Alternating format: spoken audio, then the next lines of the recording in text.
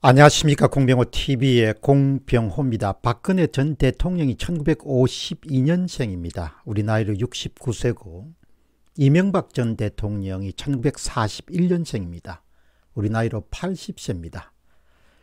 친문 강경 세력을 제외하면 대다수 국민들은 두 사람, 그러니까 두 명의 전직 대통령의 사면에 긍정적인 그런 의견을 갖고 있을 것입니다.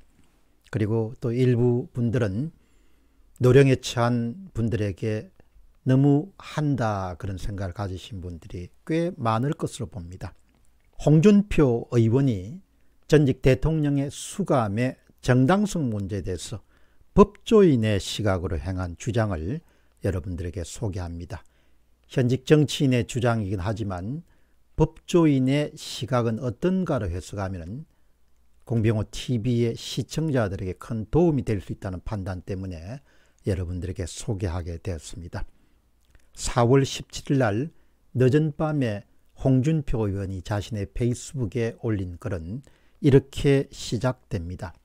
2003년 4월 노무현 대통령 초기 대북 송금 사건을 수사하면서 박지원만 구속하고 사실상 송금을 지시한 DJ 김대중 전 대통령은 조사 조치하지 않았습니다.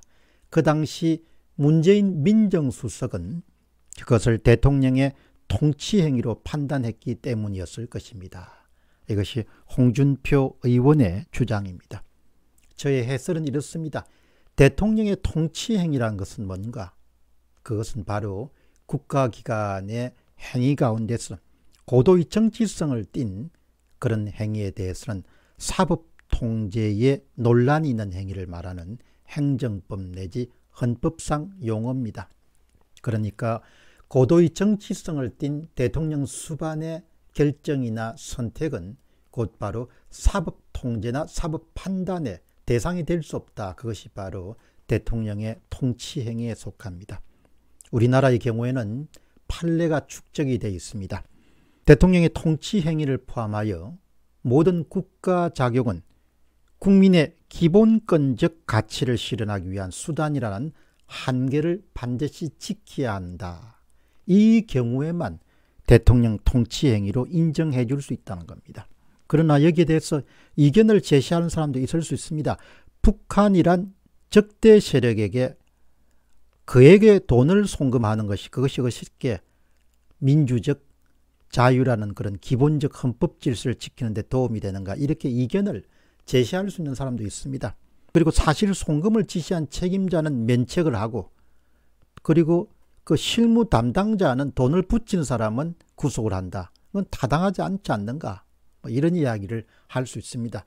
그럼에도 불구하고 노무현 집권 초기에 민정수석을 맡았던 문재인 씨는 그것을 통치행위다 그렇게 간주해서 DJ에게 면책을 제공했습니다.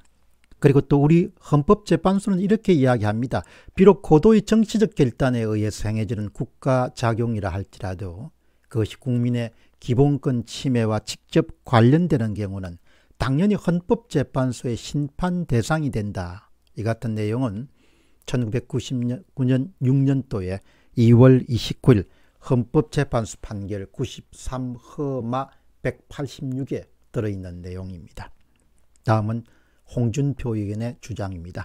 대통령의 통치 행위는 위법 여부를 떠나서 사법심사의 대상이 안 되는 것이 판례였고 법조 상식이었기 때문에 DJ는 대북 송금 사건에서 조사도 받지 않고 처벌도 받지 않았습니다. 이렇게 대통령 통치 행위에 대한 면책 특권을 제공하는 부분에 대해서 우리가 관례로서 지켜왔다는 겁니다. 다음 홍준표 의원의 또 다른 주장입니다. 그런데 문재인 대통령은 대부분 통치행위였던 박근혜 전 대통령을 검찰을 이용해서 여론몰이로 구속했습니다. 여기에 그치지 않고 더 나아가서 또다시 검찰을 이용해서 이명박 전 대통령도 증거도 없이 구속했습니다. 박근혜 전 대통령은 수사 대상도 아닌 대통령의 통치 행위를 범죄로 몰았고, 이명박 전 대통령은 오로지 노무현 전 대통령을 자진케 했다고 사적 감정으로 정치 보복을 한 것입니다. 제가 홍준표 의원입니다. 두 전직 대통령의 사건은 정치 수사이고 정치 재판이라는 이유도 바로 거기에 있습니다. 저의 해설은 이렇습니다. 홍준표 의원이 바로 법조인 입장에서 이 사건, 두 분의 전직 대통령을 감옥에 집어넣은 그 사건에 대한 법조인 시각을 아주 잘 정리했습니다. 저는 홍준표 의원의 법적인 견해에 동의합니다. 아마도 이 같은 견해에 법적 지식을 갖지 않은 사람들은 상식만으로도 대부분이 동의할 겁니다. 홍준표 의원은 또 이렇게 주장합니다. 대통령의 통치 행위도 수사 대상이 되고 사법심사의 대상이 된다는 관례를 만든 문재인 대통령은 퇴임 이후에 누가 후임 대통령이 되더라도 그게 변명할 수 없는 부메랑이 될 것입니다. 수많은 통치행위 가운데서 원전 비리 사건 하나만 하더라도 중죄를 면하기 어려울 것입니다. 그래서 이제 화해와 화합의 정치를 하라고 제가 권하는 것입니다. 더 이상 감정으로 목리를 부리지 마시고 두 전직 대통령을 사면하시기 바랍니다. 그게 훗날을 위해서도 바람직할 것입니다. 저희 해설은 홍준표 의원의 지적처럼 탈원전 정책 하나만 하더라도 문재인 대통령은 그 책임을 면하기가 어려울 것이다. 저는 그렇게 봅니다. 현 정권은 출범 직후부터 국가의 100년 대계에 해당하는 에너지 계획의 기본틀을 완전히 뒤집어 버렸습니다. 그것도 국민이 전혀 납득할 수 없는 과학적 근거를 제시하지도 않았고 제시할 수가 없습니다. 사회적 합의를 거치지 않았고 사회적 합의를 거치서 통과될 수가 없는 사안이었습니다. 불과 5년 단임제 정부가 에너지 100년 대계를 아무 근거 없이 그냥 뿌리채 송두리째 뒤집어 버린 겁니다. 이것에 대한 책임을 어떻게 면하겠습니까? 그 밖에 탈법과 불법 사례들은 아마 캐면 캘수록 고구마 넝굴 달려오던 시기 아마 발견될 겁니다. 결국 단순한 무리수가 아니고 초무리수를 두더라도 정권 재창출에 매진할 수밖에 없는 그런 막다른 상황에 처해 있다 이렇게 봅니다.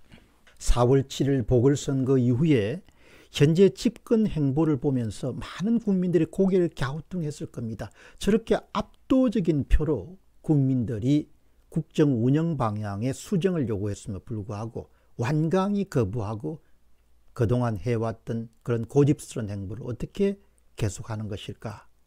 이렇게 아마 궁금해하실 분들이 굉장히 많습니다. 그러니까 반성이나 성찰보다는 고집이란 분이 혹은 결기를 다지는 듯한 그런 모습을 보면서 아마 많은 분들은 아직도 뭔가를 믿는 구석이 있는 모양이다 이렇게 생각하시는 분들도 꽤 계실 겁니다. 김사무엘 님이 이런 이야기를 어디에서 남겼습니다. 홍준표 의원의 그런 페이스북 글을 보고 대통령 지지율이 정당 지지율보다 낮다는 것은 사실상 레임덕이 가시화됐다는 것을 뜻합니다. 여당은 원내대표를 다시 친문 세력인 윤호중 의원을 선출했습니다. 그 유명한 서울대 무슨 끝은 사건 당사자인 윤호중 의원을 이들은 전혀 바뀌지 않을 것이라고 생각합니다. 김와유님은 또 이런 의견을 펼칩니다. 지금껏 펼친 인사와 국정 운영 방식 그리고 전 정권에 대한 보복 또한 절대 사과 한 번 없는 성격을 보면 가장 머한 정권으로 이름을 남길 것으로 보이며 그 결말도 그렇게 좋지 않게 끝날 것으로 봅니다. 좋게 끝날지 좋지 않게 끝날지는 두고 봐야겠죠.